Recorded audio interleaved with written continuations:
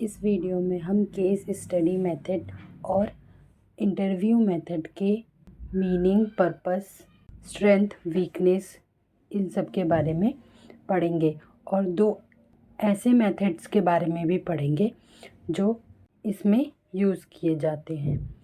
तो सबसे पहले हम जानते हैं केस हिस्ट्री के बारे में।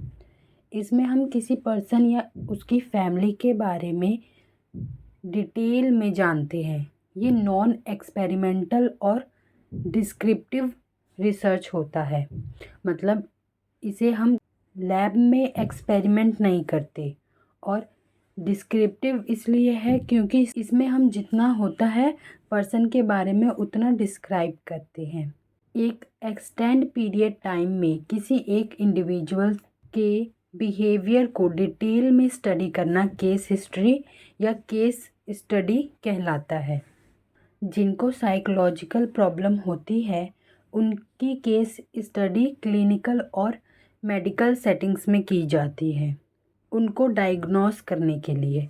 तो केस हिस्ट्री आमतौर पर एबनॉर्मल या परेशान लोगों से रिलेटेड होती है। साइकोलॉजिस्ट डिफरेंट प्रोसीड्यूर्स के थ्रू पर्सन के लाइफ के एक्सपीरियंस और बिहेवियर पैटर्न्स को समझते हैं। जैसे पर्सन के खुद के एक्सपीरियंस हो गए और उस पर्सन को जानने वाले दूसरे लोगों का इंटरव्यू लेकर, ऑटोबायोग्राफी के ज़रिए या बायोग्राफिकल डॉक्यूमेंट्स के ज़रिए या साइकोलॉजिकल टेस्ट के द्वारा इंफॉर्मेशन को कलेक्ट करते हैं। क्लिनिशियन आमतौर पर पर्सन की डिफ़िकल्टीज़ के कारण जानने के लिए उनके पास्ट या प्रेजेंट लाइफ देखती है। फ्रेडिकल प्ले ने पहली बार इस मेथड का यूज़ किया था, लेकिन इन्होंने साइकोलॉजी में नहीं सोशल साइंस में इसका यूज़ किया था फैमिली बजट को जानने के लिए। इनके बाद हार्वर्ड स्पेंसर ने किया था और फिर विलियम हिली ने किया था।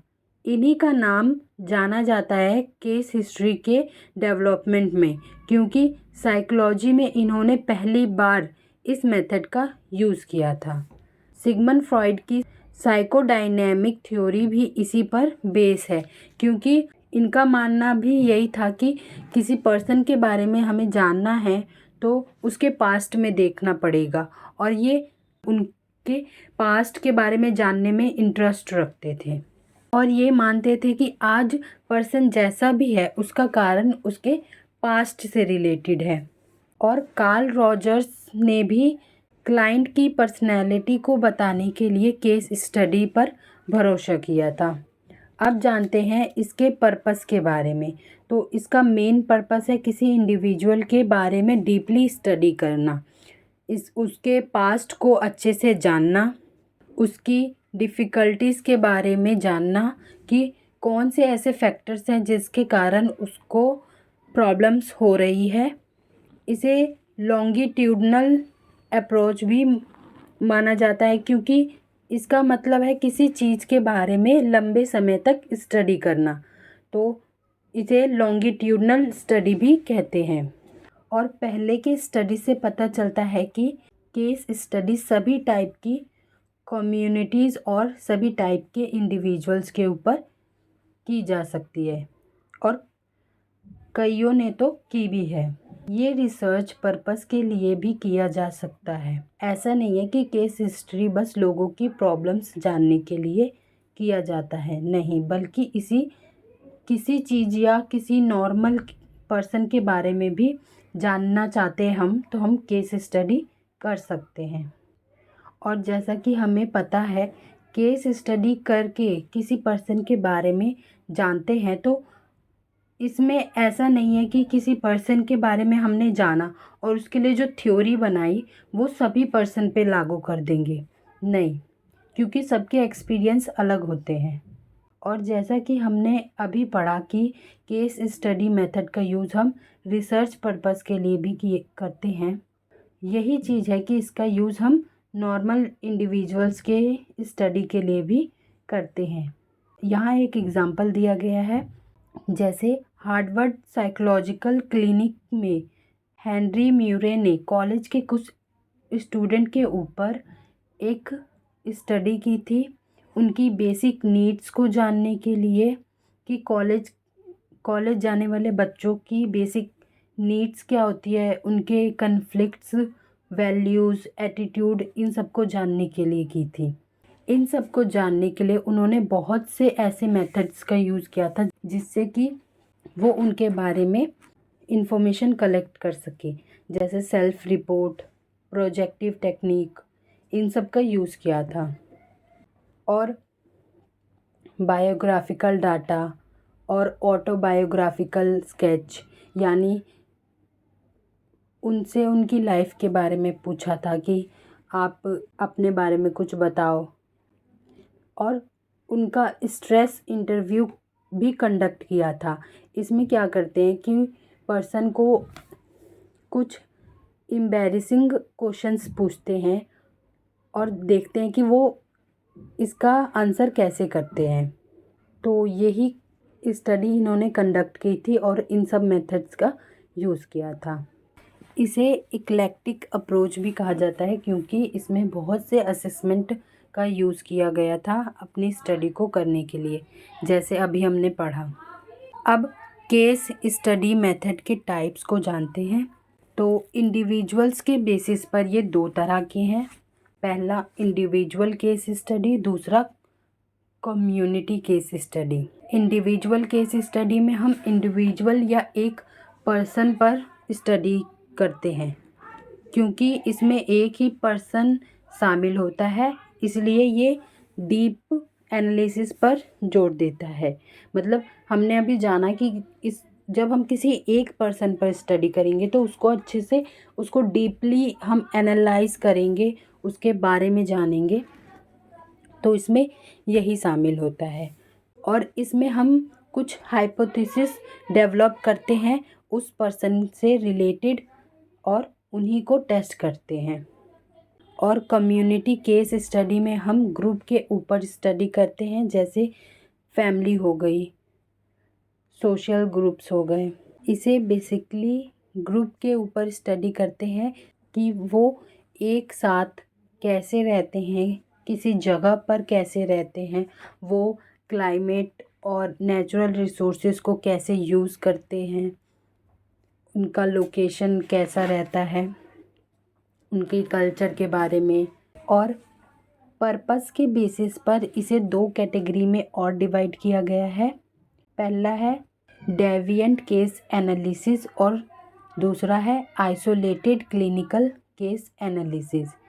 डेविएंट का मतलब है नॉर्मल से थोड़ा डिफरेंट। तो इसमें उन कारणों के बारे में स्टडी करते हैं जो किसी भी पर्सन को अलग बनाती हैं।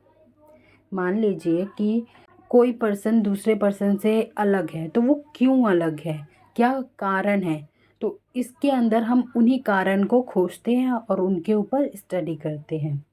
और दूसरा है आइसोलेटेड क्लिनिकल केस एनालिसिस। इसमें हम एक पर्सन को एनालाइज करते हैं। जैसे डेविएंट में तो दो पर्सन हो गए, इसमें सिर्फ हम एक इंडिविजुअल को एनालाइज करते हैं और इसमें हम उसको किसी से कंपेयर नहीं करते, बस उस पर्सन के बारे में ही जानते हैं कि उसकी प्रॉब्लम क्या है, क्या कारण है उसकी प्रॉब्लम का। अब केस स्टडी मेथड के स्ट्रेंथ और वीकनेसेस के बारे में जानते हैं। स्ट्रेंथ ये है कि ये हमें बहुत सी इन्फॉर्मेशन प्रोवाइड कराता है किसी इंडिविजुअल के बारे में, उसकी पर्सनालिटी के बारे में। और डिसएडवांटेज ये है कि इसमें हम कॉज एंड इफ़ेक्ट रिलेशनशिप नहीं देख सकते।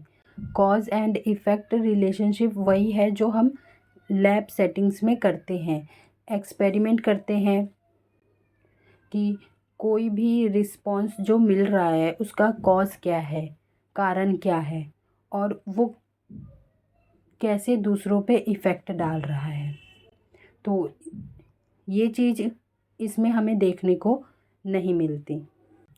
और हम किसी एक पर्सन पर स्टडी करके उसकी थ्योरी को दूसरों पर लागू नहीं कर सकते, क्योंकि सबके एक्सपीरियंस अलग होते हैं। और तीसरी चीज़ ये है कि इसमें जो डाटा लिया जाता है वो पास्ट का होता है, मतलब रेट्रोस्पेक्टिव या सेकंड हैंड होता है। तो हो सकता है कि प्रेजेंट टाइम में वो पर्सन उस डाटा को, मतलब उस चीज़ को भूल जाए, या वो वैसा बिहेवियर ना करे, उसका बिहेवियर चेंज हो सकता है। और इसमें कभी कभी इन्वेस्टिगेटर के प्रॉब्लम्स बायर भी देखे जा सकते हैं, क्योंकि वो उन आपके साथ लंबे समय तक रहकर स्टडी करेगा, तो हो सकता है कि उसका नज़रिया आपके लिए बदल जाए। तो वो आपकी रिपोर्ट को अच्छा बनाने के लिए या ख़राब बनाने के लिए अपने पॉइंट ऑफ व्यू भी लिख सकता है। नेक्स्ट टॉपिक है हमारा इंटरव्यू। इसमें फ़ेस टू फेस क्वेश्चंस पूछे जाते हैं। पर्सनोलॉजिस्ट पर्सन से कुछ क्वेश्चंस पूछता है जिसका उस पर्सन को आंसर करना होता है। इस तरह पर्सनोलॉजिस्ट उसके बारे में इंफॉर्मेशन कलेक्ट करता है। इंटरव्यू मेथड के पर्पस अलग अलग हो सकते हैं, जैसे एम्प्लॉयमेंट इंटरव्यू, जिसका पर्पस है पर्सन में ऐसे कैरेक्टरिस्टिक्स को जानना जो एक जॉब एप्लीकेंट में होने चाहिए। दूसरा है रिसर्च इंटरव्यू। इसका पर्पस है उस तरह के क्वेश्चंस पूछना जो उसके रिसर्च से रिलेटेड है। और एक है क्लिनिकल इंटरव्यू। इसका पर्पस है पेशेंट को डायग्नोस करना। और एक होता है पर्सनैलिटी इंटरव्यू। इसका एम होता है ऐसे क्वेश्चंस पूछना जिससे सामने वाले की पर्सनैलिटी का पता चले। और साइको एनालिसिस में भी इंटरव्यू का यूज़ किया जाता था, जिसका यूज़ पर्सनैलिटी के अंडरलाइन एस्पेक्ट्स को पता लगाना था। अंडरलाइन एस्पेक्ट्स यानी पर्सन की हिडन एस्पेक्ट्स, जो उसे पता ना हो और जो दिखता भी नहीं है, इन चीज़ों का पता लगाता था। और कुछ ऐसे इंटरव्यू भी है जिनका यूज़ पर्सनैलिटी ट्रेट का पता लगाने के लिए किया जाता है। जैसे हमने जाना था कि टाइप ए और टाइप बी वाले पर्सन होते हैं। टाइप ए वाले पर्सन बहुत ही मतलब जल्दबाजी में रहते हैं, उनमें पेशेंस नाम की चीज़ नहीं होती। और टाइप बी वाले बहुत काम क्वाइट इस तरीके के पर्सन होते हैं। तो हम इनकी पर्सनालिटी को पता लगाने के लिए कुछ इस तरीके के क्वेश्चंस पूछेंगे। जैसे अगर आप किसी हाईवे में ट्रैफिक में फंस जाए तो आप उस टाइम क्या करेंगे। तो उनके आंसर्स के बेसिस पर हम उनकी पर्सनैलिटी को टाइप ए या टाइप बी में डिवाइड करेंगे। इंटरव्यू के क्वेश्चंस दो तरीके के होते हैं। पहला स्ट्रक्चर्ड और दूसरा अनस्ट्रक्चर्ड। स्ट्रक्चर्ड में कुछ क्वेश्चंस पहले से बने होते हैं, मतलब आप पहले ही क्वेश्चंस रेडी करके जाते हैं कि आपको क्लाइंट से कौन कौन से क्वेश्चंस पूछना है। और ये क्वेश्चंस एक ऑर्डर में होते हैं, जैसे how long have you been married, how many children do you have. और ऐसे क्वेश्चंस इसलिए पूछे जाते हैं ताकि क्लाइंट को आंसर देने में कोई प्रॉब्लम ना हो और थेरेपिस्ट और क्लाइंट के बीच में रैपो स्टेबल हो जाए। ये क्वेश्चंस बहुत सिंपल होते हैं और बाद में थोड़े प्राइवेट क्वेश्चंस भी ऐड कर दिए जाते हैं, क्योंकि जब एक बार क्लाइंट का रैपो बैठ गया पर्सन थेरेपिस्ट के साथ, तो वो ऐसे क्वेश्चंस का आंसर देने में अनकंफर्टेबल फील नहीं करेगा। दूसरा है अनस्ट्रक्चर्ड इंटरव्यू। इसमें क्वेश्चंस पहले से बने बनाए नहीं होते, मतलब 2-3 क्वेश्चंस तो नॉर्मली पूछे जाते हैं, वो हम बना के ले जा सकते हैं, लेकिन बीच बीच में हम क्वेश्चंस को चेंज कर देंगे, मतलब वो जैसा आंसर करेंगे हम उसी के बेसिस पर उसको डीपली भी पूछ सकते हैं। जैसे हम उनसे पूछेंगे कि आपकी मैरिज हुई है, अगर उसने यस बोला तो हम उसकी पूछेंगे कि आपकी मैरिज लाइफ कैसी चल रही है वगैरह वगैरह। अब इंटरव्यू मेथड की स्ट्रेंथ और वीकनेसेस को जानते हैं। स्ट्रेंथ ये है कि जो हाईली स्किल्ड इंटरव्यूअर होता है वो बहुत से वैल्यूएबल इंफॉर्मेशन निकलवा लेता है क्लाइंट से। ये इजी मेथड है, ये कॉस्ट इफ़ेक्टिव मेथड है। रिसर्च सेटिंग के लिए हम स्ट्रक्चर्ड इंटरव्यू फॉर्मेट का यूज़ कर सकते हैं और अनस्ट्रक्चर्ड इंटरव्यू फॉर्मेट का यूज़ हम थेरेप्यूटिक सेटिंग में कर सकते हैं। और इसकी डिसएडवांटेज ये है कि इसमें काफ़ी सब्जेक्टिविटी देखी जाती है, क्योंकि जो आपका इंटरव्यू ले रहा है वो कुछ अपने पर्सपेक्टिव भी डाल देगा आपके रिपोर्ट में। हो सकता है कि आपने उस टाइम जो आंसर दिए हैं वो आपको लगे कि हाँ इस टाइम मुझे यही आंसर देना है, अच्छा रहेगा मेरी पर्सनालिटी के लिए भी और सामने वाले को सुनने में भी ठीक लगे। आपने मतलब गलत आंसर दे दिया तो वो उसी की बेसिस पर आपको आपकी रिपोर्ट बना देगा, मतलब वो आपको जज करेगा, वो रिपोर्ट बना देगा। इस तरीके से इसमें सब्जेक्टिविटी देखी जाती है। और दूसरा ये है कि केवल इंटरव्यू की बेसिस पर हम किसी की पर्सनैलिटी को नहीं बता सकते, हमें दूसरे टेस्ट की भी ज़रूरत पड़ती है। अब यहाँ पर 2 और मेथड्स दिए गए हैं। पहला है एक्सपीरियंस सैम्पलिंग मेथड। इसमें हमें क्लाइंट को सामने बैठाकर उससे पूछने की ज़रूरत नहीं होती, हम किसी भी इलेक्ट्रॉनिक डिवाइस के ज़रिए उससे कनेक्ट रह सकते हैं और उसकी लाइफ के बारे में जान सकते हैं, जैसे कॉल करके या मैसेज करके। और इसको एक एग्ज़ाम्पल से समझिए, जैसे कि आपका एग्ज़ाम है तो उससे पहले आपको बहुत ही एंजाइटी हो रही है, घबराहट हो रही है, तो आप जो भी आपकी फीलिंग है एग्ज़ाम देने जाने से पहले उस फीलिंग को आप अपने थेरेपिस्ट को मैसेज करके या कॉल पे बता सकते हैं।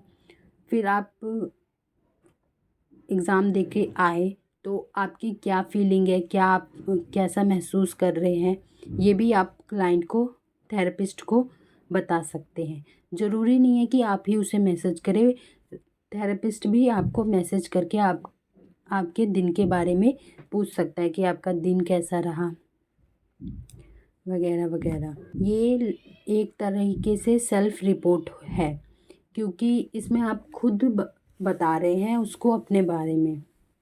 और दूसरा है बायोलॉजिकल मेजर्स। इसमें हम PET यानी पोस्टीरोन इमिशन टोमोग्राफी, इसका यूज़ करके हम ब्रेन की एक्टिविटी को देखते हैं, मतलब ब्रेन को स्कैन करते हैं और उसकी एक्टिविटी को मेज़र करते हैं और उसी के बेसिस पर हम किसी भी पर्सन के बारे में बताते हैं। और ज़रूरी नहीं है कि ब्रेन को ही हम स्कैन करके बताएं, इसमें हम हार्मोन लेवल को भी मेज़र कर सकते हैं, क्योंकि ये बायोलॉजिकल मेजर्स है तो इसमें हम बायोलॉजिकल मेथड से ही उस पर्सन के बारे में पता लगाएंगे। तो इस यूनिट में इतना ही।